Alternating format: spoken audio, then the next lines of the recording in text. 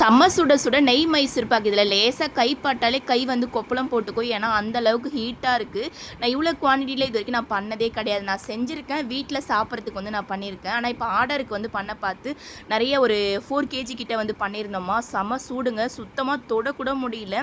நம்ம இதை வலிக்க பார்த்து கூட அந்த ஹீட் அப்படியே கையில் வந்து பட்டு ஒரு மாதிரி பபுள்ஸ் மாதிரி வர மாதிரி இருந்துச்சு.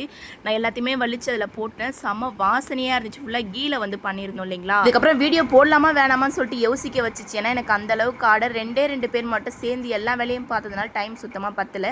காலையில் வந்து போட வேண்டிய வீடியோவே மதியானம் தான் வந்து போட ஆரம்பித்தேன். எனக்கு ரொம்ப ரொம்ப பிடிச்சது என்னோட யூடியூப் சேனல் நான் வீடியோ போடுறதுங்க. பிஸ்னஸ் கூட எனக்கு அடுத்த பட்சம் தாங்க. ஏன்னா என் பிஸ்னஸ் ஸ்டார்ட் பண்ணி 1.5 வருஷம் 2 வருஷம் ஆகுதுன்னு நினைக்கிறேன். ஆனால் நான் சேனல் ஓப்பன் பண்ணி 4 இயர்ஸ் ஆகுதுங்க. எந்த ஒரு இயர்னிங்ஸுமே வந்து பண்ணவே இல்லை. இப்போ தான் 1 இயராக பிஸ்னஸ் ஸ்டார்ட் பண்ணோம் இல்லையா, அப்போ தான் ஏர்ன் பண்ணவே ஆரம்பித்தேன். அதுக்கு நிறைய நான் செலவுலாம் பண்ணியிருந்தேங்க. நிறைய காசு கட்டியிருந்தேன், மொபைல் வாங்கியிருந்தேன், ஸ்டாண்டு வாங்கியிருந்தேன், நிறைய விஷயம் பண்ணியிருக்கேன். அதனால் அதுக்கே நிறைய செலவாச்சு எனக்கு.